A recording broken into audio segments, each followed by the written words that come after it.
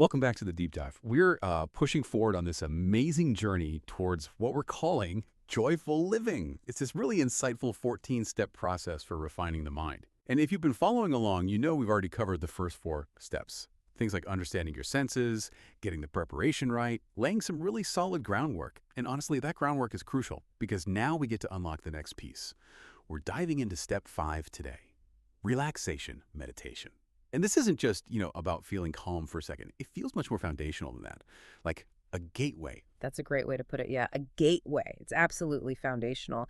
And when people hear meditation, usually the mind jumps straight to, well, the mind, right? Thinking, observing thoughts, achieving stillness. And meditation does involve the mind, of course.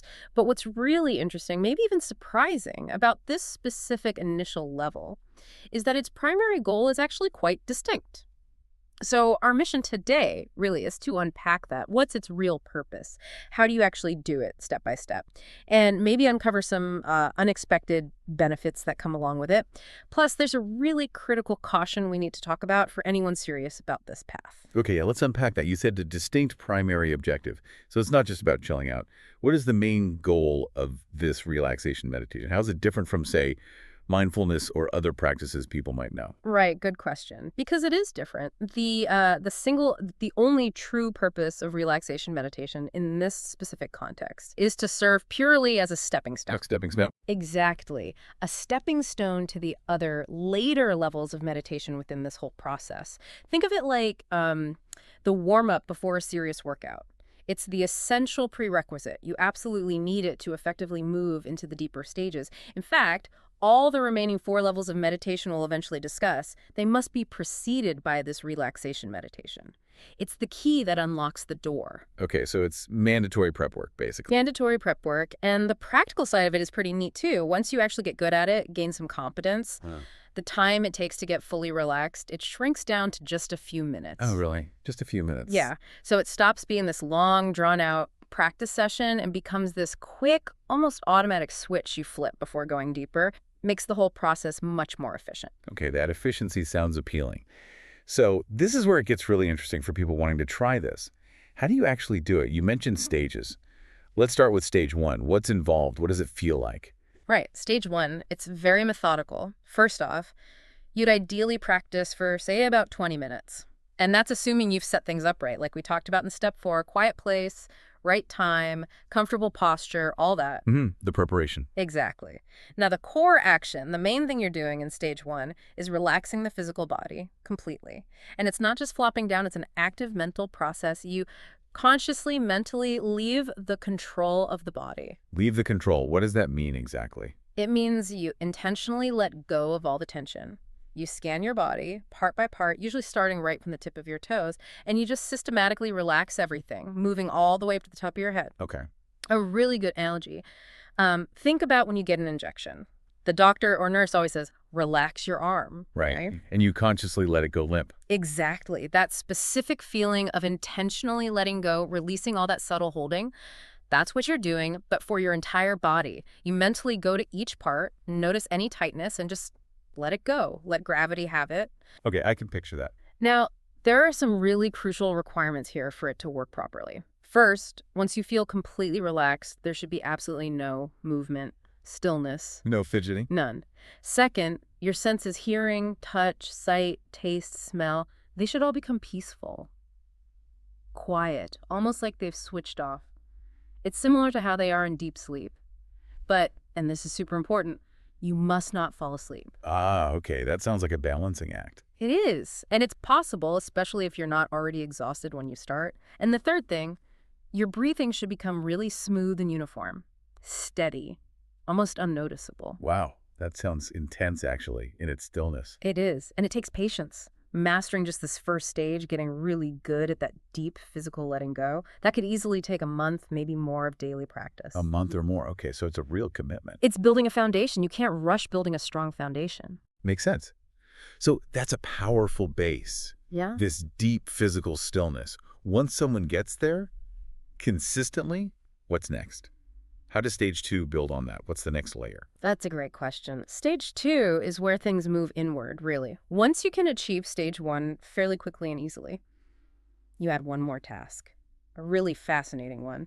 You start to observe your own mind. Observe the mind. Yeah, see, normally our mind is like this tool we use to look out at the world, right? It's busy processing, reacting, planning. We almost never just step back and watch the tool itself working. True. So in stage 2, the aim is to become a spectator of your own thoughts. The analogy often used is like standing on a riverbank. You just watch the water flow by, logs, leaves, clear bits, muddy bits. It all just passes. Mm-hmm. You don't jump in. You don't try to stop the logs. You don't get upset about the muddy water. You certainly don't try to speed up the clear water. Right. Same thing with thoughts in this stage. You don't encourage the good ones or try to push away the bad ones. You just let them be. Watch them arise and pass without getting involved. So no judgment, no interaction. Exactly. Another way to think of it, like riding a bike downhill without pedaling or braking, you just let it coast, follow the train of your thoughts. You're just along for the ride, observing. Okay, interesting. And here's a really specific instruction. This is for your intelligence, that part of you that analyzes, solves problems, makes plans, decides things. The busy part. The very busy part, yes. During the stage 2, that intelligence should do none of that. No thinking, no planning, no deciding. You give it a complete break. A break from thinking. A complete break from its usual job.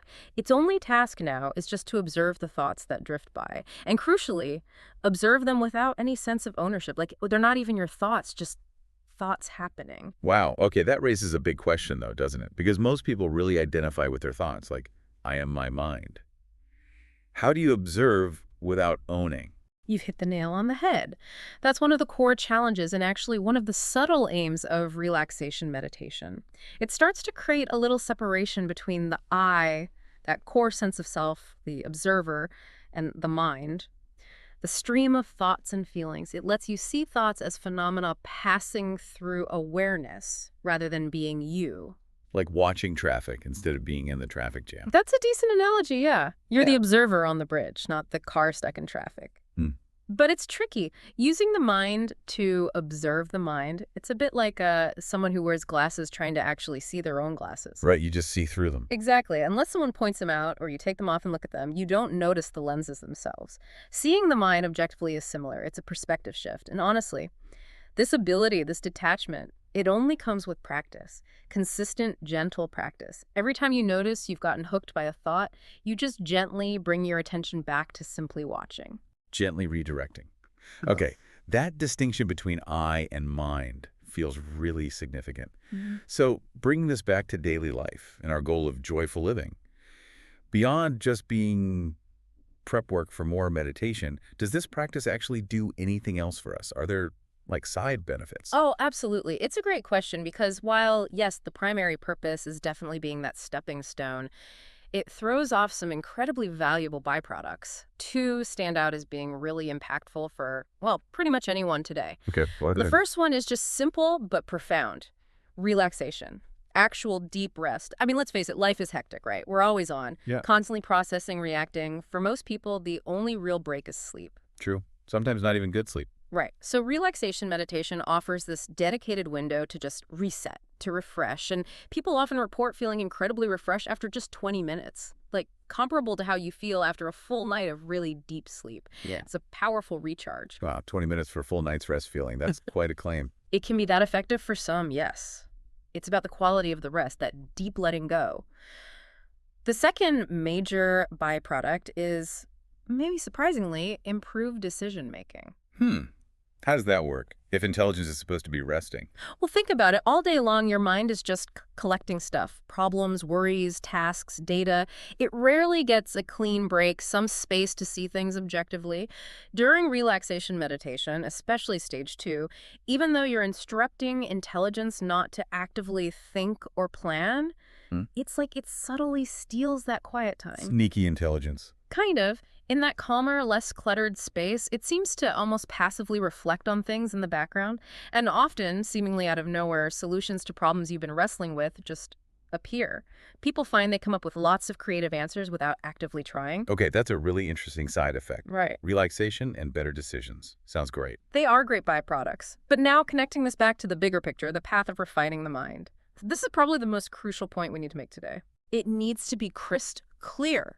Improved decision-making is not the purpose of relaxation meditation. It's a side effect, a bonus. If people start doing this practice only because they want better ideas or solutions, then frankly, it stops being part of this specific process of refining the mind for joyful living in the deeper sense. Why is that distinction so important? If it helps, right? Because true mind refinement, the kind we're exploring here, isn't about making the mind a better tool for outcomes, like getting solutions. It's about understanding a mind's nature, observing it, potentially stepping beyond its usual problem-solving mode.